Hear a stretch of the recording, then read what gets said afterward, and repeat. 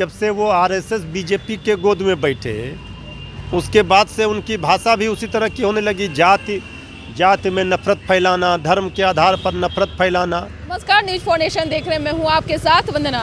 बिहार के पूर्व मुख्यमंत्री जीतन राम मांझी अपने बयानों से लगातार सुर्खियों में रहते हैं। इसी क्रम में एक बार फिर वो ब्राह्मणों को लेकर के जो है अपशब्द का प्रयोग किया है। हमारे साथ बात करने के लिए है राजद के प्रवक्ता मृत्युंजय तिवारी, और इनसे मेरा सवाल है, क्या लगता है कि जीतन राम मांझी के जो बयान है ब्राह्मणों को लेकर के, उसको आप किस रूप में देख रहे हैं? देखिए, आदरणीय जीतन बाबू मांझी जी अनुभवी राजनेता हैं, प्रदेश के माननीय मुख्यमंत्री रहे हैं, और हम नहीं समझते हैं कि उनके जैसे राजनेता के मुख से ये गाली गलौज की भाषा, किसी जाति विशेष पर अमर्यादित टिप्पणी, ये शोभा देता है।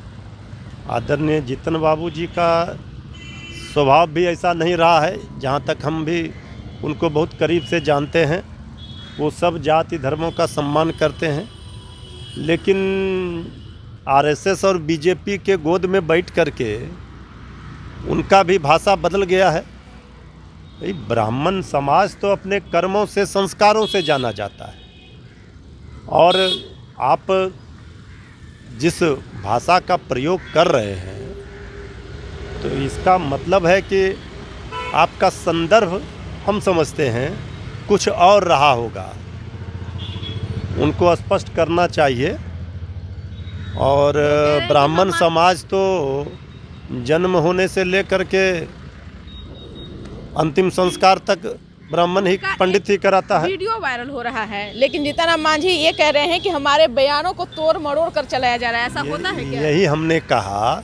आदरणीय जीतन बाबू मांझी जी का ये राजनीतिक स्वभाव नहीं रहा है कि वो किसी जाति विशेष को अपमानित करें, गाली गलौज की भाषा करें।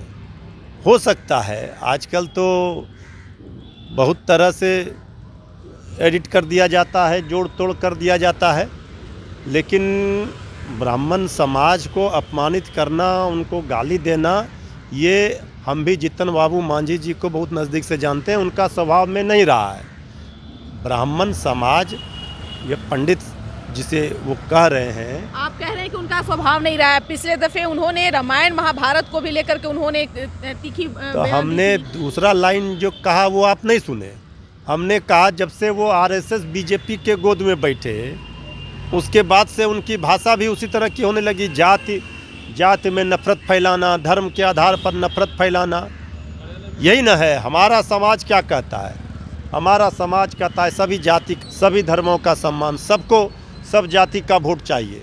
हमारे नेता तेजस्वी यादव जी क्या कहते हैं? A to Z की पार्टी, सब लोगों का हम सम्मान करते हैं। जो समाज में हमसे पीछे छूट गए, जो अंतिम पंक्ति में बैठे हैं, उनको हमको मुख्य धारा में लाना है। जीतन राम मांझी के बड़बोले जो है वो नहीं, देखिए, बयान वो अनुभवी, हमने पहले ही कहा कि वो अनुभवी नेता है, और उनको इस संदर्भ में उन्होंने जब खुद ही स्पष्ट कर दी है बातें, तो फिर कुछ रह नहीं जाता है। मृत्युंजय तिवारी जी, ये तो बात सही है ना कि हम किसी को गाली दे दिए फिर माफ़ी मांग लिए? नहीं, जब आप गाली गलौज की भाषा करते हैं तो समाज वो देख रहा है, चाहे आप जिस जाति से, जिस धर्म से आप बिलोंग करते हो, उसके भी नई पीढ़ी देख रहे हैं कि कौन किस तरह की भाषा का प्रयोग कर रहा है। अब भाषा की मर्यादा को जो लोग तोड़ेंगे, उनको तो उसका समाज भी उनको स्वीकार नहीं करेगा। मर्यादित भाषा, राजनीति अपने जगह पर है, विचारों की लड़ाई है, लेकिन भाषा का मर्यादा का पालन सबको करना चाहिए। इससे समाज में आप एक चेहरा है, आप जनप्रतिनिधि रहे हैं, आप प्रदेश के मुखिया रहे हैं, तो आपको ऐसी भाषा का प्रयोग नहीं करना चाहिए। और जीतन बाबू मांझी जी ने जब स्पष्ट कर दिया तो फिर कहीं कुछ बच नहीं जाता है। और हम तो कहते हैं कि उनको, जो भी लोग इस समाज को, किसी भी जाति विशेष वर्ग को, यही ना अभी हम लोगों की लड़ाई है, सबको वाजिब सम्मान, सबको। दलित होने का राग लापते रहते हैं, दलित हो करके, और वो कभी ब्राह्मण पे कुछ बोलते हैं, कभी रामायण धार्मिक चीज़ों को लेकर के हमेशा वो नहीं, वो देखिए, आदरणीय जीतन बाबू मांझी जी दलित होने का राग नहीं अलापते हैं, वो दलितों को वाजिब हक दिलाना चाहते हैं। दलित और पंडित ये बात वो समझते हैं। उन्होंने तो कई बार कहा है कि ब्राह्मण तो गाय होता है।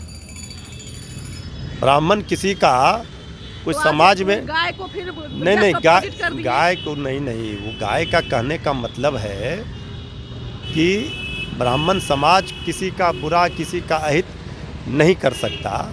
और जो अगर ऐसा करता है, अपने जीवन के आचरण का जो ब्राह्मण का है वो नहीं पालन करता है, तो सचमुच में वो उसके लायक नहीं है। तो उनका दृष्टिकोण, संदर्भ कुछ और रहा होगा। उन्होंने कभी भी किसी समाज को अपमानित नहीं किया है। या हो सकता है बीजेपी आरएसएस का साइड इफेक्ट हो, उसका असर पड़ रहा उनके ऊपर। तो आप सुन रहे थे कि क्या कुछ कह रहे थे मृत्युंजय तिवारी। इस खबर बस इतना ही, बने रहिए।